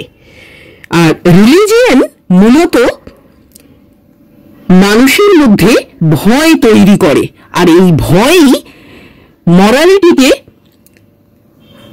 জিয়ে রাখতে সহযোগিতা করে। ভয়ের সাহায্যেই মরালিটিকে বিল্ড করতে হয়। এখানে একটা জিনিস লক্ষণীয়, যেটা নিশ্চয় পরবর্তীকালে বলেছেন, মরালিটি তো এক একটা সমাজে মরালিটি এক এক রকমের, এক একটা সমাজে সততা এক রকমের, এক একটা সমাজে ন্যায় নীতি এক এক রকমের। এটা তো চিরন্তন কোনো ব্যাপার নয়। ঠিক সেই জিনিসটাই এখানে দেখা যাচ্ছে যে মরালিটি, রাজা তার নিজের প্রয়োজনে মরালিটি তৈরি করবেন। ন্যায় কোনটা অন্যায় কোনটা সেটা রাজা ক্রিয়েট করবে। মেকিয়াভেলি সেরকমটাই বলছেন। তৃতীয় পয়েন্ট, নোবেলিটি বা অভিজাত বর্গ যারা, তারা মেকিয়াভেলি মনে করতেন সবসময় ষড়যন্ত্র করতে পারে, তাই তাদের সবসময় কন্ট্রোলে রাখতে হবে। কিভাবে কন্ট্রোলে রাখতে হবে? না ফিয়ার, ভয়ের সাহায্যে। আজকের দিনে গত এক বছর আগে আমরা আমাদের দেশে বা আমরা বাংলাদেশে বা বিভিন্ন জায়গায় দেখেছি যে থ্রেট কালচারের যে ব্যাপারটা দেখেছি, কনসেপ্টটা, এই থ্রেট কালচারের কথাটা এখান থেকেই আসছে। থ্রেট, অলওয়েজ থ্রেট একটা ফিল করবে প্রজাবর্গ, কমন পিপল, তাহলে তারা ঠিকঠাক করে চলবে, আদারওয়াইজ তারা ঠিকঠাক করে চলবে না। আরেকটা জিনিস বলছে, নয় মানুষের সঙ্গে খুব ভালো ব্যবহার করতে হবে অথবা তাকে সাংঘাতিকভাবে দমন করতে হবে। এই দুটোর মধ্যবর্তী কোনো পন্থা অবলম্বন করা যাবে না, এটা মেকিয়াভেলি বলছেন। আর মেকিয়াভেলি আরো একটা ইন্টারেস্টিং কথা বলছেন যে দ্য প্রিন্স, রাজা, the Prince should be a combination way of lion and Fox. সিংহের সাহস, শৌর্য, শক্তি রাজার মধ্যে থাকতে হবে এবং পাশাপাশি শেয়ালের যে চতুরতা সেটাও রাজার মধ্যে থাকতে হবে। এই দুটো মিলিয়েই রাজা নিজেকে নির্মাণ করবেন, নিজের ব্যক্তিত্ব নির্মাণ করবেন, সেই ব্যক্তিত্ব দিয়ে তিনি রাজ্যকে শাসন করবেন বা লিডার শাসন করবেন। অতএব আমরা আমাদের চারপাশে যে সমস্ত দেখতে পাচ্ছি নেতা নেত্রীদের, তাদের সম্পর্কেও এই বিষয়টাই খাটে, সেখানেও সত্যি করে বলতে গেলে কিছু আর বলার থাকে না। কমন পিপল বা সাধারণ প্রজাবর্গ যেন সবসময় থ্রেটেন্ড ফিল করে। তাই fear should be used to that context. fear সবসময় একটা পানিশমেন্টের ভয়, সবসময় আমি যদি এটা করি, আমি যদি এই কথাটা বলি তাহলে শাসকের এগেনস্টে, তাহলে শাসক শুনতে পাবে এবং তার লোকজন ছড়িয়ে আছে এবং সে কোনো না কোনো ভাবে আমাকে এইভাবে পানিশ করতে পারে, আমাকে এটা বলতে পারে, আমার কাছ থেকে এটা কেড়ে নিতে পারে, আমার এইটা হতে পারে। এই ভয়টা যেন কমন পিপলের মধ্যে, প্রজাদের মধ্যে থাকে, এটা তিনি বলেছেন। কিন্তু ফিয়ার থাকবে, ভয় থাকবে, কিন্তু সেটা এতটা দূর অব্দি বিস্তৃত হবে না যেটা কিনা ঘৃণায় চলে যায়। খুব বেশি যদি ভয় পাওয়ানো হয় তাহলে সেটা ঘৃণায় পর্যবেসিত হয়, আর সেটা হলে তখন আবার রেভলিউশনের একটা পথ তৈরি হওয়া শুরু হয়ে যায়। সেই জন্য মেকিয়াভেলি এ ব্যাপারে আমাদের সতর্ক করেছেন যে খুব বেশি ভয় দেখানো যাবে না, একটা ব্যালেন্স মেনটেন করতে হবে এসবের ক্ষেত্রে। আর রাজা বা লিডার সবসময় নিজের অ্যাপিয়ারেন্সের দিকে নজর দেবেন। আর পঞ্চমত, প্রতিবেশী রাজ্য বা রাষ্ট্র সবসময় একটা থ্রেটের কাজ করে, সেই জন্য সবসময়ই যুদ্ধের জন্য একজন রাজা বা লিডারকে প্রস্তুত থাকতে হবে। এই প্রসঙ্গে তিনি বলেছেন, ভাড়াটে সেনার উপরে নির্ভর করা যাবে না। সেই জন্য রাজাকে সিটিজেন্স আর্মি তৈরি করতে হবে, আর সেই সিটিজেন্স আর্মির উপরেই নির্ভর করতে হবে। এর ফলে যেমন সিটিজেনের হাতেও ক্ষমতা থাকবে, সেই রকম রাজা বিপদে পড়লে ভাড়াটে সেনার উপর যখন নির্ভর না করবে, তখন খুব সহজেই সিটিজেনরা তাদের দায়িত্ব এবং কর্তব্য পালন করার জন্যই যুদ্ধে এগিয়ে যাবে রাজাকে সাহায্য করতে। পলিটিক্যাল ডিসিশন নেওয়ার সময় রিলিজিয়ন বা মরালিটির উপর নির্ভর করা যাবে না, এটা স্পষ্ট করে মেকিয়াভেলি বলছেন। মেকিয়াভেলি মূলত end of the middle age, মধ্যযুগের শেষ দিকে এসেছিলেন, মানে 8th সেঞ্চুরি থেকে 15th সেঞ্চুরির মধ্যযুগ, এই সময় এর একেবারে শেষের দিকে 15 শতকে তিনি এসেছিলেন। সেখানে তিনি বলেছেন যে 3টে জিনিস ফলো করতে হবে। 1, লাভ অফ অ্যান্টিকুইটি। 2, স্কেপটিক্যাল হতে হবে, কোনো এস্টাবলিশড ট্র্যাডিশনকে প্রশ্ন করা ভীষণভাবে জরুরি। এবং 3 নম্বর, সেকুলার হতে হবে, অর্থাৎ কোনো ধর্মকে প্রাধান্য দেওয়া যাবে না, রাষ্ট্র কোনো ধর্মকে ব্যাক করবে না, কোনো ধর্মকেই প্রাধান্য দেবে না, রাষ্ট্রের কাছে সমস্ত ধর্মই, এক্সিস্টিং সমস্ত ধর্মই সমান হবে।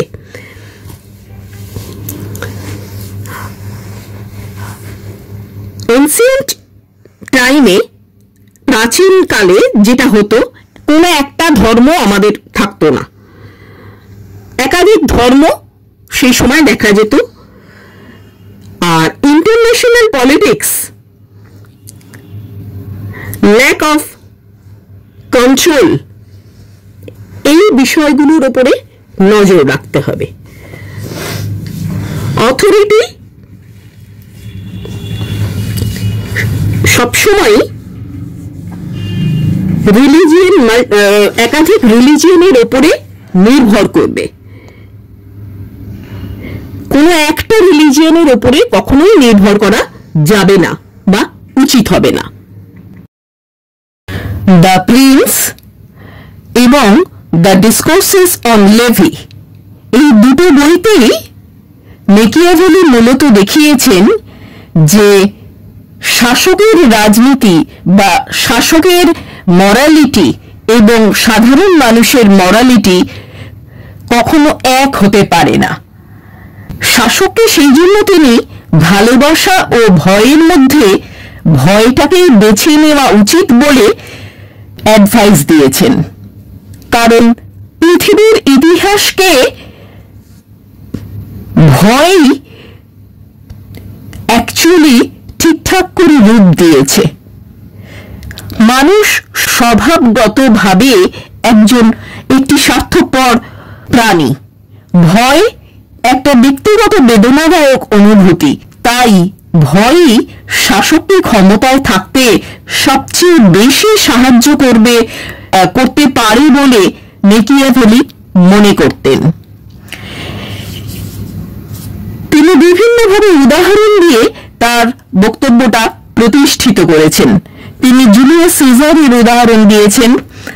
জুলিয়াস সিজার সবাইকে ভালোবাসা দিয়ে শেষ পর্যন্ত কিভাবে সকলের হাতে, বিশেষ করে অত্যন্ত বিশ্বস্ত বন্ধু ব্রুটাসের হাতে কিভাবে খুন হন, এই উদাহরণ তিনি আমাদের সামনে তুলে ধরেছেন। আর ঠিক তারপরেই অগাস্টাস ভয়কে ব্যবহার করে ভয়ভিত্তিক শাসন পরিচালনা করে রাজত্ব করার ফলে ৪৫ বছর ধরে রাজত্ব করেছিলেন এবং তার রাজত্বকালটা একটা স্থিতিশীল শাসন বলে ইতিহাসে লেখা হয়ে রয়েছে। ভালোবাসা ভিত্তিক শাসনে প্রজারা শাসকের ভালো চায়, ভয়ভিত্তিক শাসনে প্রজারা নিজেদের ব্যক্তিগত ক্ষয়ক্ষতির কথা ভাবে। একজন মানুষ সবসময় নিজের সুরক্ষাকে অগ্রাধিকার দেয়, তাই ভয় দিয়ে মানুষকে যদি শাসন করা যায় তাহলে যত বেশি ভালো ফলাফল একজন শাসক পাবে, ভালোবাসা দিয়ে শাসন করলে সেটা পাওয়া যায় না। তিনি তা বারবার করে প্রমাণ করে দেখিয়েছেন। রাশিয়ায় স্ট্যালিন ১৯৩০ সালে খুঁজে খুঁজে দেশদ্রোহীদের ধরে নিয়ে কনসেন্ট্রেশন ক্যাম্পে চালান করে দিতেন এবং তারা নিখোঁজ হয়ে যেত। স্ট্যালিন মূলত একটা ভয়ের প্রাচীর তৈরি করেছিলেন, আর সেই ভয়ের প্রাচীর বেষ্টিত হয়ে তিনি টানা ৩ দশক ধরে শাসন চালিয়ে গিয়েছেন। মেকিয়াভেলির মতে ভালোবাসা একটি বিনিময় ভিত্তিক আবেগ, তাই ভালোবাসা কখনোই একজন শাসককে তার শাসন প্রতিষ্ঠায়, ক্ষমতা প্রতিষ্ঠায় কোনোভাবে সাহায্য করতে পারে না। 18 শতকের শেষের দিকে ফ্রান্সে লুই 16 অত্যন্ত ভদ্র, নম্র, সরল, ভালো রাজা হিসেবে প্রতিষ্ঠিত ছিলেন।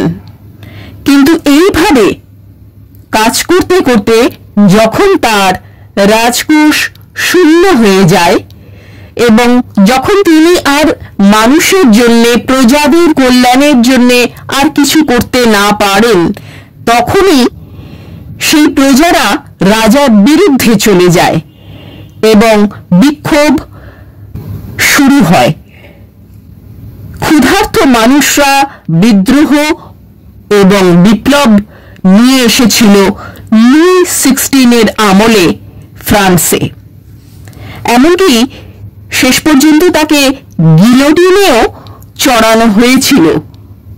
ঠিক একই রকম ভাবে ম্যাক্সিমিলিয়ান রোবেসফেয়ার ভয়ের শাসন চালিয়েছিলেন ফ্রান্সে, আর এটা দিয়েই তিনি প্রমাণ করেছিলেন যে ভয় দিয়ে যদি একটা জাতিকে শাসন করা যায়, একটা দেশকে শাসন করা যায়, তাহলে অনেক বেশি পরিমাণে স্টেবিলিটি বজায় রাখা সম্ভব।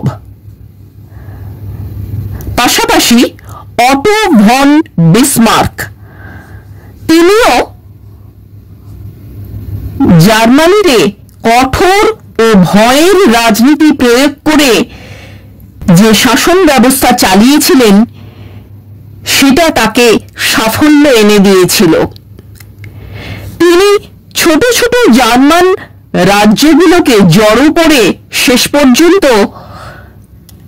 একটা বড়সড় জার্মান রাষ্ট্র তৈরি করতে সমর্থ হয়েছিলেন ওই একই কারণে।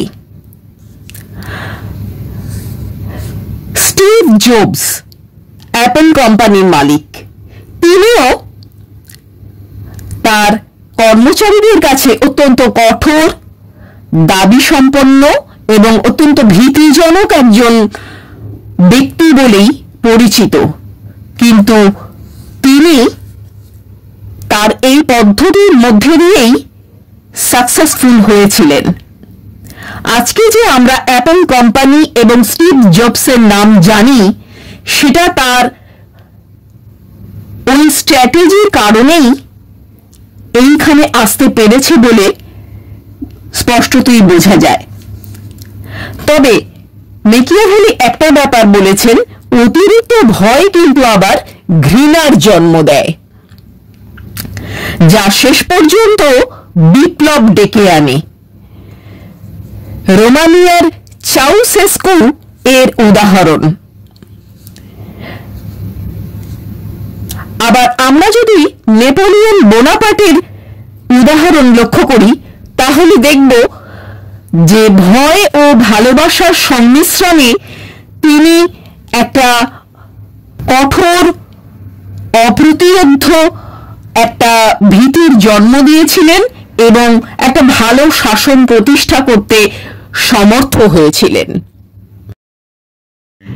ম্যাকিয়াভেলির চিন্তা ভাবনা বা পলিটিক্যাল ফিলোসফি সম্পর্কে তার যে ধ্যান ধারণা, সেটাকে সেই 1500 শতক থেকে এতকাল ধরে মানুষ খারাপ দৃষ্টিতে দেখেছে, ম্যানিপুলেশন বলে মনে করেছে এবং ন্যায় নীতির বিপ্রতীপে দাঁড়িয়ে থাকা বলে মনে করেছে।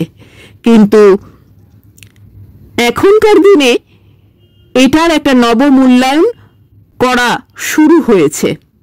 ম্যাকিয়াভেলি মূলত মধ্যযুগের খ্রিস্টীয় মূল্যবোধকে অস্বীকার করেছিলেন। তার বদলে তিনি নতুন মূল্যবোধ তৈরি করেছিলেন। সেই নতুন মূল্যবোধটা কি? অখ্রিস্টীয় মূল্যবোধকেই তিনি প্রাধান্য দিয়েছিলেন, আর সম্ভবত এই কারণেই তিনি বহুকাল ধরে নীতিহীন, শঠ রাষ্ট্রচিন্তক বলে নিন্দিত হয়ে এসেছেন। ভার্চু বলতে তিনি সাহস বা পৌরুষকে বুঝিয়েছেন।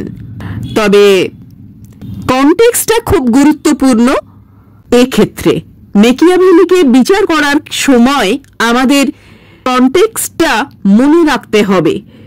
ডিকনটেক্সচুয়ালাইজেশনের একটা সমস্যা সবসময়ই থেকে যায়, সেটা মনে রাখতে হবে। পুরাতন দৃষ্টিভঙ্গিতে খ্রিস্টীয় মূল্যবোধকেই প্রাধান্য দেওয়া হতো, আর এখনকার দৃষ্টিভঙ্গিতে মানবতাবাদী রাষ্ট্রচিন্তাকেই প্রাধান্য দেওয়া হয়ে থাকে। কুইন্টন স্কিনার একজন ঐতিহাসিক, তিনি ম্যাকিয়াভেলি সম্পর্কে মূলত দুটো বই লিখেছেন, দুটো খণ্ডে।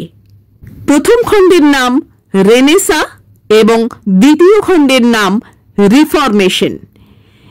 এই রেনেসা এবং রিফরমেশনে তিনি বিভিন্নভাবে দেখিয়েছেন যে ম্যাকিয়াভেলির যে চিন্তা ভাবনা, সেইটা সত্যিই নীতিহীন, শঠ রাষ্ট্রচিন্তকের কোনো চিন্তা ভাবনা, নাকি এটা মানবতাবাদী রাষ্ট্রচিন্তারই একটা অংশ। এটা তিনি ভালো করে ব্যাখ্যা করে বুঝিয়েছেন। এছাড়াও আছেন এখনকার দিনের JGA প্রকক। তিনিও ম্যাকিয়াভেলিয়ান মোমেন্টে ম্যাকিয়াভেলির এই মানবতাবাদী রাষ্ট্রচিন্তাকে যথেষ্টভাবে গুরুত্ব দিয়ে আলোচনা করেছেন এবং বিভিন্নভাবে প্রমাণ করেছেন যে না, ম্যাকিয়াভেলির যে চিন্তা ভাবনা আমরা এতদিন ধরে আলোচনা করে আসছি, তার ফিলসফিটাকে আমরা যেভাবে ব্যাখ্যা করে আসছি সেই ব্যাখ্যাটা অ্যাকচুয়ালি ঠিক নয়। এছাড়াও আছেন আরও একজন ঐতিহাসিক, ফেলিক্স গিলবার্ট। তিনিও তার বইয়ের মধ্যে দিয়ে দেখিয়েছেন যে মেকিয়াভেলিকে আমরা যে এত কাল ধরে নিন্দা করে এসেছি সেটা তার একেবারেই প্রাপ্য নয়। এখন এরা তিনজনেই নতুন সময়ের প্রেক্ষিতে তাকে মিলিয়ে দেখিয়েছেন যে মেকিয়াভেলি যথেষ্টই একজন গুরুত্বপূর্ণ দার্শনিক ছিলেন। আমরা কখনোই তাকে বলতে পারি না যে তিনি নীতিহীন বা সৎ ছিলেন। রাজা ও প্রজার মূল্যবোধ এক হতে পারে না।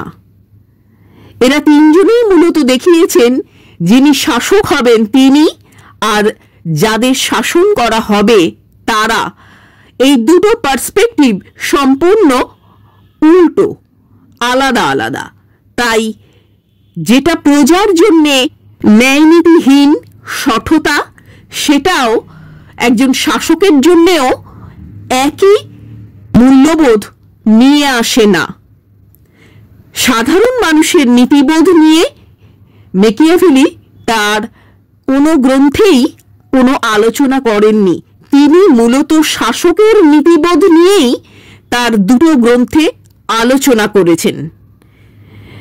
এর মধ্যে দ্য প্রিন্স মূলত রাজতন্ত্র নিয়ে আলোচনা করা হয়েছে এবং দ্য ডিসকোর্সেস অন লেভি এতে মূলত প্রজাতন্ত্র নিয়ে আলোচনা করা হয়েছে। তবে দুটো ক্ষেত্রেই শাসকের নীতিবোধ এবং তার কর্তব্য এটা নিয়েই মূলত আলোচনা করা হয়েছে। এরা দেখিয়েছেন মেকিয়াভেলি আসলে নতুন রাজাদের জন্য একটা গাইড বুক লিখেছিলেন তার দ্য প্রিন্স গ্রন্থটিকে।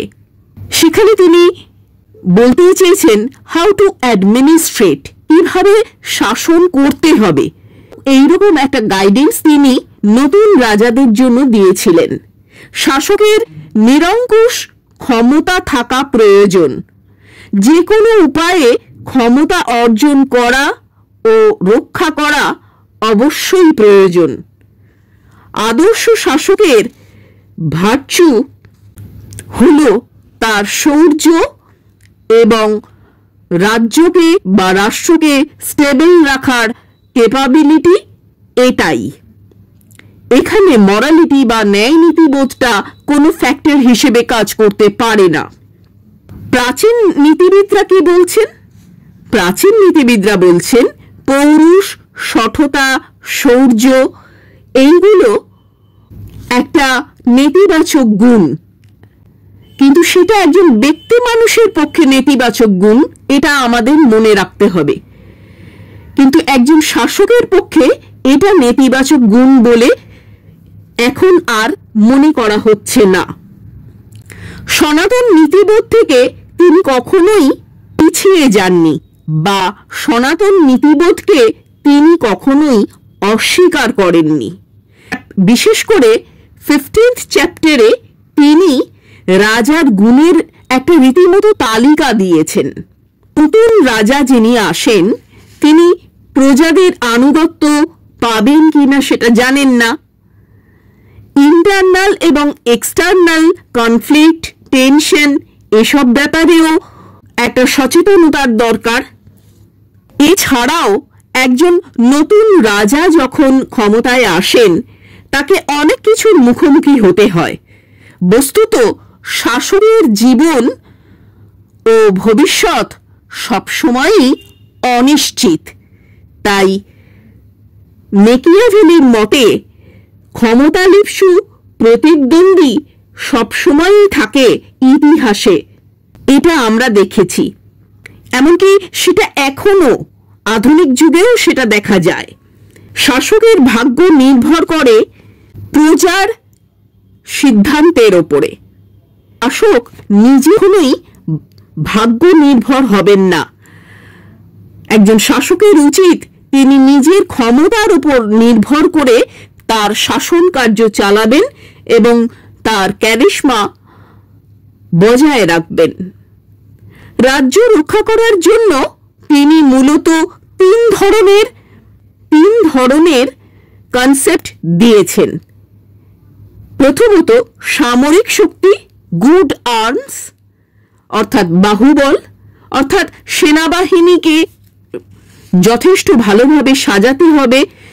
দ্বিতীয়ত গুড লস অর্থাৎ আইনের শাসন, এমনভাবে আইনের শাসন প্রতিষ্ঠা করতে হবে যাতে প্রজারা সেটা অ্যাকসেপ্ট করে। এবং তৃতীয়ত গুড এক্সাম্পলস। এই গুড এক্সাম্পলস বলতে তিনি বোঝাতে চেয়েছেন যে মূলত একজন রাজা বা একজন শাসক তার ইমেজ, সম্মান ও খ্যাতি এগুলো তাকে অবশ্যই অর্জন করতে হবে।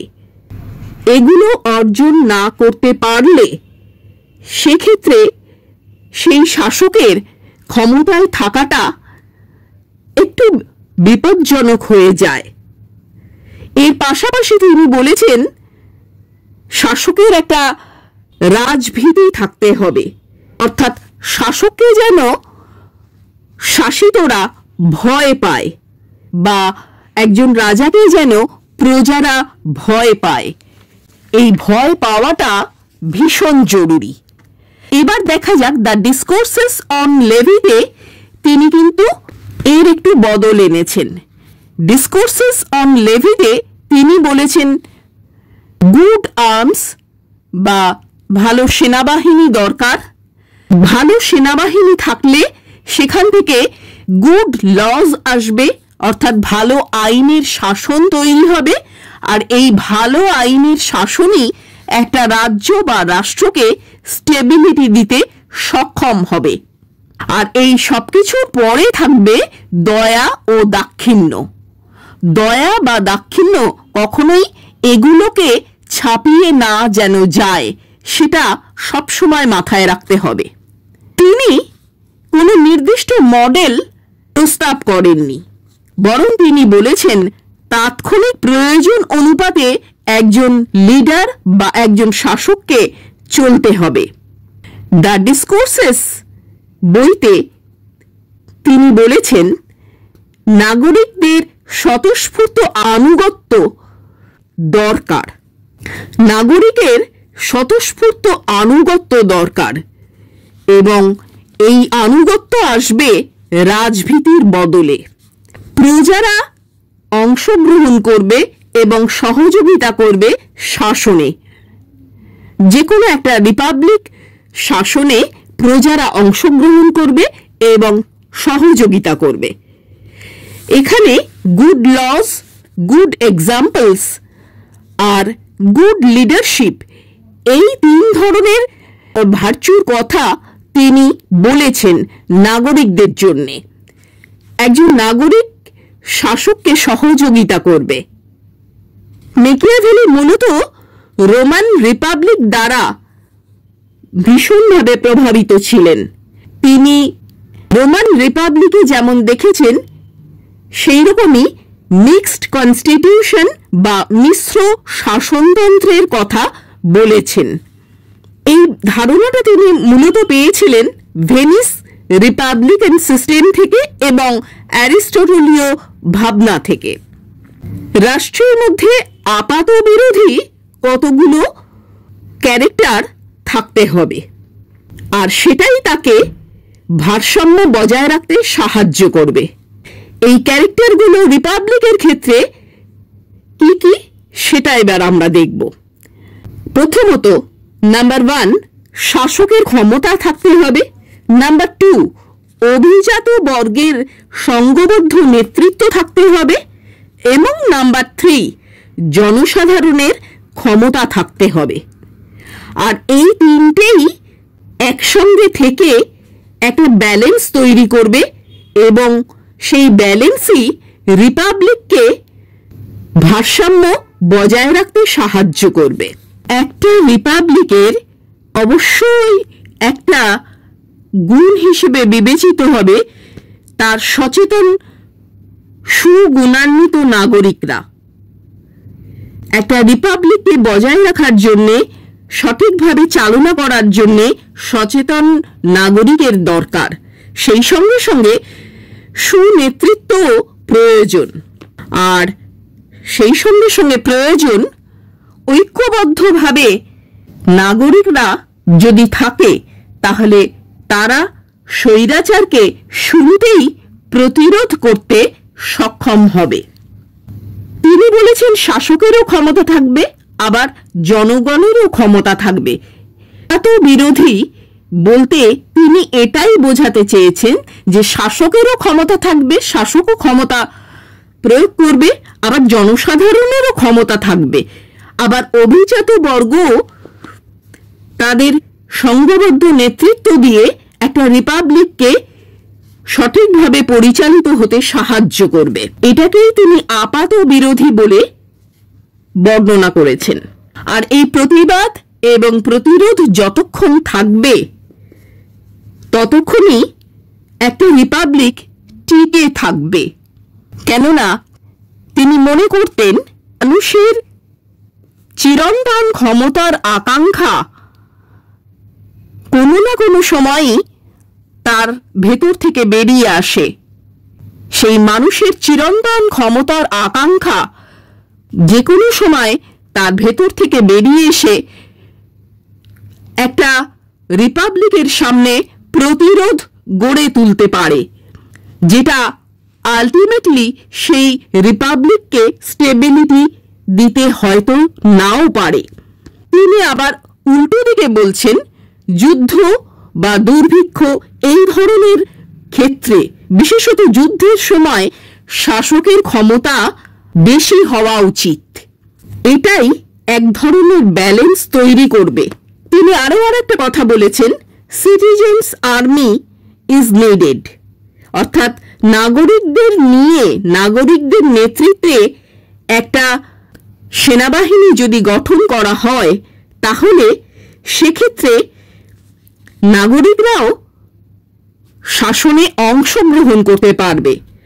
আর এই নেতৃত্ব থাকলে স্বৈরাচারকে প্রতিরোধ করাও খুব সহজ হবে, এবং এটা প্রজাদের অনেক বেশি ক্ষমতা দিতে পারবে। বস্তুত দ্য ডিসকোর্সেস অন লেভি বইতে তিনি প্রজাদের সিটিজেন্স আর্মি বলে অনেক বেশি ক্ষমতা দেওয়ার কথাই বলেছেন। দ্য ডিসকোর্সেস অন লেভি যদিও শোনা যায় অনেক আগেই লেখা শুরু হয়েছিল, দ্য প্রিন্স লেখার অনেক আগে থেকেই, তবু কেউ কেউ বলে থাকেন যে দ্য প্রিন্স গ্রন্থটি নাকি তিনি মেদিচি পরিবারের ইনার সার্কেলে জায়গা পাবার জন্য, তাদের সন্তুষ্ট করার জন্য লিখেছেন। যখন একথা আমরা জানতে পারি, the discourses on Livy the প্রিন্সের আগেই লেখা শুরু হয়েছিল, তখন এই যুক্তিটা আর্ধপে টেকে না। একজন শাসককে প্র্যাগম্যাটিক হতে হবে, বাস্তববাদী হতে হবে। একজন শাসক রাষ্ট্রনীতিকেও মেনে চলবেন এবং ধর্মনীতিকেও মেনে চলবেন, কিন্তু এই দুটোর মধ্যে রাষ্ট্রনীতিকে তিনি সবচেয়ে বেশি গুরুত্ব দিয়ে এবং সর্বাগ্রে গুরুত্ব দিয়ে চলবেন। ধর্মনীতিও থাকা উচিত, কেননা ধর্ম মানুষের মধ্যে স্থৈর্য, ন্যায় এই সমস্ত গুণগুলো প্রথিত করে, তাই ধর্মনীতিও অ্যাকসেপ্টেবল। প্রাচীন গ্রিস বা রোমে যে বস্তুবাদী সাফল্য আশ্রয়ী ধর্মের কথা বলা হয়েছে, মেকিয়াভেলি মূলত সেই রকম ধর্মের কথাই বলেছেন। সমকালীন খ্রিস্টীয় ধর্মনীতি থেকে তিনি সম্পূর্ণ আলাদা থেকেছেন। সমকালীন খ্রিস্টীয় ধর্মনীতি থেকে তিনি অনেকটা দূরে তার অবস্থানকে রেখেছেন। রিজন অব দ্য স্টেট বলে একটা ব্যাপার তিনি বলেছেন। এখানে রিজন অব দ্য স্টেট বলতে তিনি বুঝিয়েছেন যে একটা রাষ্ট্রের যে যে জিনিসগুলো বাস্তবে প্রয়োজন, তাৎক্ষণিকভাবে প্রয়োজন, তাকে সেই সেই জিনিসগুলোর ওপরেই জোর দিতে হবে। ধর্ম অনুশাসন ও রাষ্ট্রনীতি দুটোই থাকবে। এই সমস্ত কিছু পড়ে যেন মনে হয় মেকিয়াভেলি তার নিজের সময়ে একজন সঠিক শাসকের অভাব বোধ করেছেন, তাই তিনি আগত একজন শাসকের কাছে এই বক্তব্যটাই পৌঁছে দিতে চেয়েছেন যে তিনি যেন এই সমস্ত গুণগুলো নিজের মধ্যে তৈরি করেন, আর শাসক ঈশ্বর দ্বারা পরিচালিত হবে না, শাসক নিজেই নিজেকে পরিচালনা করবেন। মানবতাবাদী রাষ্ট্র চিন্তার দ্বারা প্রভাবিত ছিলেন বলেই মেকিয়াভেলি এই ধরনের একটা কনসেপ্ট আমাদের সামনে তুলে ধরেছেন। ভিডিওটা এই মুহূর্তে যদি কেউ দেখে থাকেন আর যদি ভালো লেগে থাকে তাহলে প্লিজ লাইক, শেয়ার, কমেন্ট করে আমাদের চ্যানেলের পাশে থাকবেন। সাবস্ক্রাইব করে পাশের বেল বাটনটাকে অন করে দেবেন যাতে আমাদের পরবর্তী ভিডিওর নোটিফিকেশনগুলো আপনারা সহজেই পেতে পারেন। Be curious, be genius, celebrate your life in a proper way. আর হ্যাঁ, আর একটা কথা, আপনারা কি কি বিষয়ে জানতে আগ্রহী সেটা এখানে কমেন্ট করে জানিয়ে দিন। আমরা পরবর্তীকালে চেষ্টা করব আপনাদের পছন্দ মতো বিষয়ে ভিডিও করতে। আজ তাহলে আসি, টাটা।